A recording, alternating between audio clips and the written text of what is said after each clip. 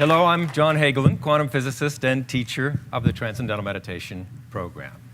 We're going to be talking about Transcendental Meditation, what it is not, why millions of Americans would do it, and millions more throughout the world.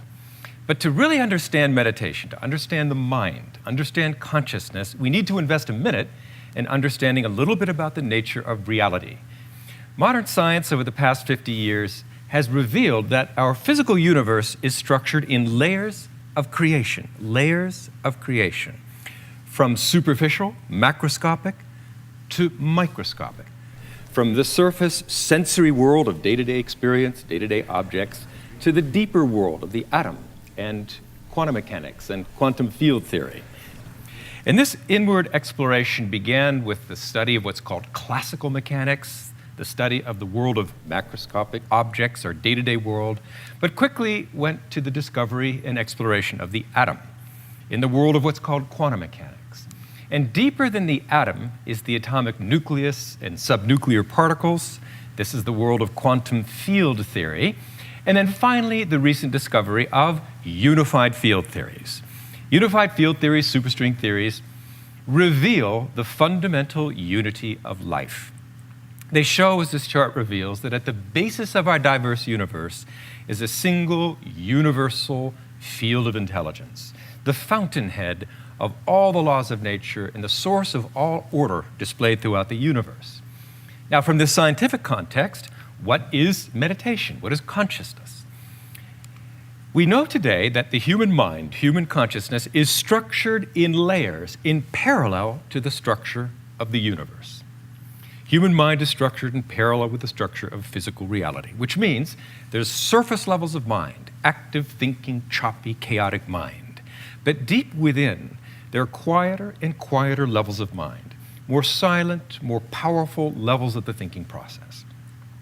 And from this perspective, meditation, properly understood and properly practiced, is a technique to take our outwardly directed attention through the senses powerfully within to experience and explore deeper levels of mind, quieter and quieter and quieter levels of the thinking process, as this chart shows. And this inward flow of the mind culminates in the experience of complete silence, the direct experience of this fundamental unity, this unified field at the basis of mind and matter. Now, not only is this extremely interesting philosophically, but it has profound practical results for our health, for brain development, for our life. This meditative state, achieved through TM, transcending, is a fourth state of human consciousness, identified by modern physiological science. It's called the hypo-metabolic physiological state. It's not waking, not dreaming, not sleeping. It's a fourth state of consciousness, the meditative state. And hypometabolic physiological state is just doctor talk for a state of deep rest. In fact, a state of rest that is much deeper even than sleep. And this published research compares the rest through transcendental meditation, shown in blue, with the rest that is gained through conventional relaxation, rest, or sleep. And it shows that the level of rest through TM is much more profound. And deep rest is the most powerful antidote to stress and anxiety. And the deeper rest of transcendental meditation is much more effective at dissolving stress and anxiety than conventional relaxation, other forms of meditation, or sleep. It's very, very significant according to this meta-analysis of published studies conducted at Stanford University. Very powerful study. Now, stress is important for health. Stress causes or complicates most disease, including heart disease. If you look at the risk factors for heart disease, the number one is high blood pressure.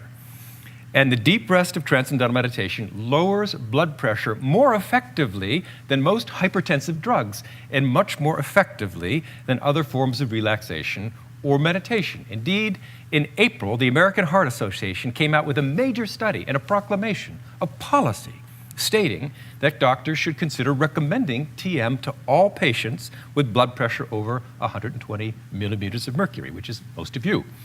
And that means, and they also were clear to point out that no other meditation, relaxation, or alternative therapy actually has been shown to be effective against high blood pressure. So this is a really remarkable result, and it is unique to TM. There are other risk factors for heart disease. There's arteriosclerosis, and the deep, rejuvenating rest of transcendental meditation has been shown to unclog clogged arteries. And in addition to that, diabetes is a very important risk factor for heart disease as well. And one of the most amazing recent results, which really stunned the medical community and got them very enthusiastic, they issued an incredible press release that went around and around the world showing that TM actually normalizes or helps to normalize insulin resistance, meaning it helps reduce diabetes. Bottom line, though, when it comes to heart health is, what is the effect of TM on heart attack or stroke or death? And here the results are perhaps most profound. In a 9-year study funded by the National Institutes of Health, a random control assignment study, blue chip gold seal study, people who were at risk, had high blood pressure, were at elevated risk of heart disease, experienced a 2/3 drop in comparison to controls in the number of heart attacks, stroke, and death. That 2/3 drop in heart attack was more significant than the effects of medicine, the effects of diet, the effects of exercise, and in both groups, the meditators and the controls were taking their medicines, and they were struggling with their exercise and diet.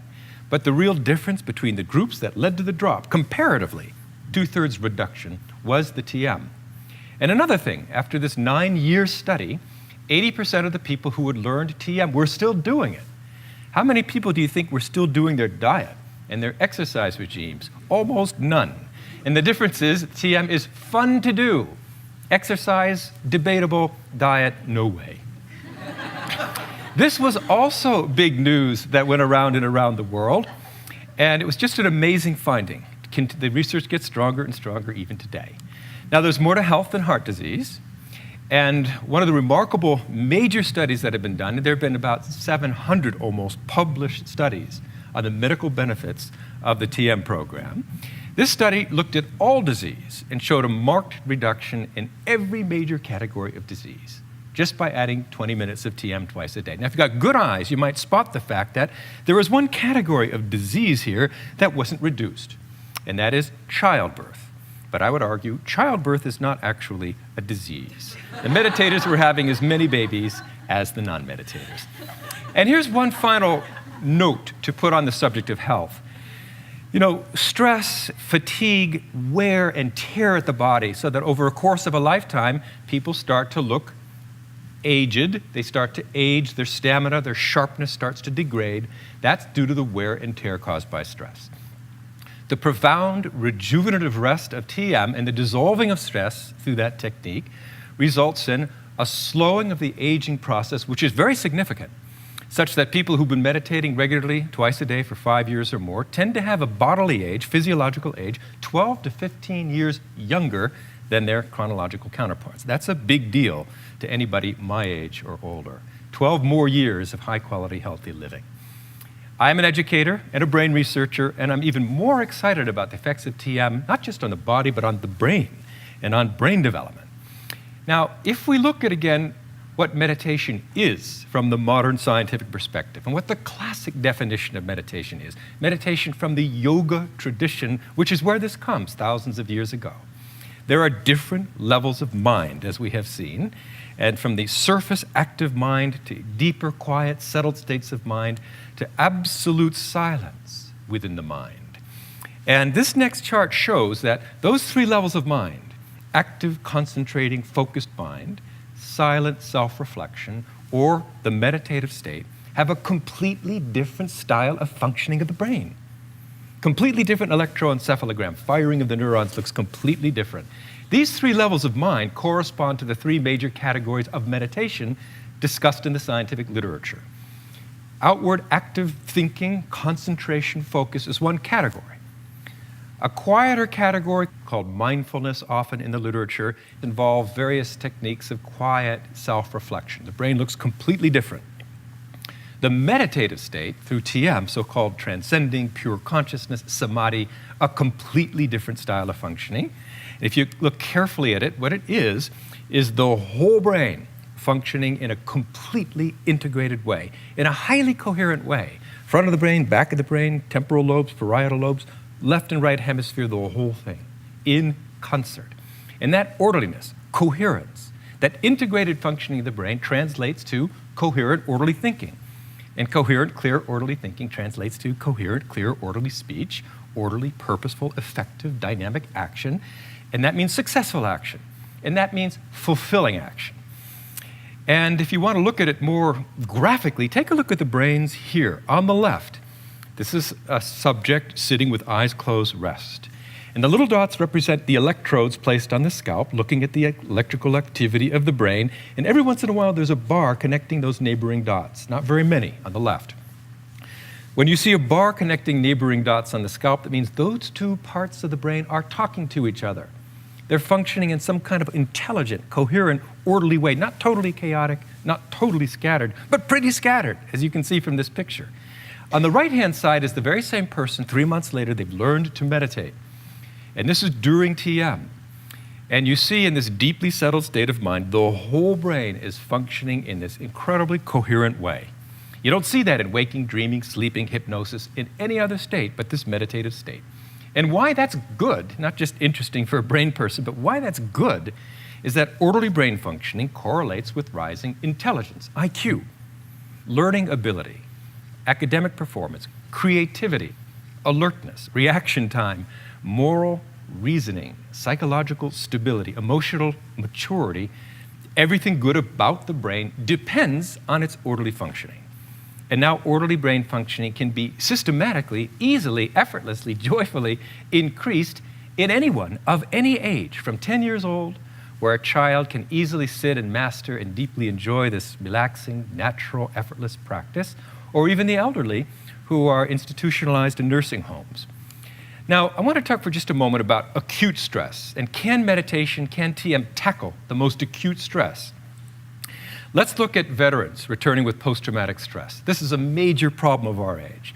PTSD results when the fear center of the brain, due to some overwhelming stress, some shock, gets frozen in hyperdrive. And the normal rest of sleep is typically not enough to shut it down. The deeper rest of transcendental meditation, the meditative state, can deactivate, can calm the fear center, even in the very first meditation. And sometimes for people, it can take maybe a couple of months of twice-a-day meditation. And you see these remarkable reductions in the symptoms of PTSD. PTSD is a terrible thing that can absolutely destroy a life, and it's the worst, most acute type of stress. Even that dissolves effortlessly in a relatively short period of time through TM. And that is why we're seeing the modern militaries of the world, the Department of Defense, the Veterans Administration, military academies and universities in America incorporating TM into the curriculum as an antidote to stress and as a vaccine inoculating the troops against the ravages of war stress. So scientifically established now is its effectiveness. And one other final area, as an educator, I have to mention, and that is that so many of our children in our increasingly stressful world, we're living in an epidemic of stress, according to the Surgeon General, and that has negative effects on health and brain functioning. So many of our children have stress, and ADHD is a symptom of today's modern stress. Millions of children diagnosed with it, millions of children medicated for it, but very little to do about it. Suddenly now with TM, a technique to restore balance in the brain, to dissolve deep stress, we find in about 12 weeks, according to the latest study, of twice daily meditation among junior high school students, maybe 12 minutes or so twice a day, a normalization of the brain function and a marked drop in the symptoms of ADHD. And that is why principals, superintendents, parents, schools all over the country, all over the world are incorporating TM into the school curriculum, involving around the world close to 1 million students today and hundreds, at least 400 different schools. And it takes powerful benefits and documented research to motivate a principal or a teacher to try something so, innovative, and the results are spectacular. I've talked a lot about stress today. I just wanted to mention that TM is more than relief from stress. It's about the holistic development of the brain, the total development of the personality, the integrated functioning of the person, mind, body, relationships, behavior, and that is called in the literature self-actualization. You see a marked improvement in what's called development of the mind, development of consciousness, self-actualization through TM that you do not see in other systems of meditation, only because they don't go quite deep enough. So that's it. The TM program is learned very easily in a series of simple steps. You have just graduated from step 1. You have heard and hopefully understood an introductory lecture on the benefits of meditation. The next step would involve a second talk with one of your local teachers, certified teachers, where they'll talk more specifically about the practice, about the mechanics of it, about how it's different from other types of meditation, and why it's so easy, so effortless, so universally effective. And then there are 4 subsequent meetings, if you choose to proceed, where you sit for instruction over 4 consecutive days. And after those 4 days of instruction, you are a master meditator. You are starting to enjoy the full benefits of your daily practice twice a day. And that's really all there is to it, except to note that we have a very rich follow-up program that everybody's entitled to. Once you meditate, you can go to any teacher, any TM center in the US or in the world, sit for free with a teacher, have your meditation fine-tuned, have it checked, gain deeper understanding. All that is part of the TM program. Highest priority for any teacher of TM is tending to the people they have already taught. Next step, again, just find a local teacher. You can get in touch with a teacher at www.tm.org, and I certainly hope you will. Thank you very much.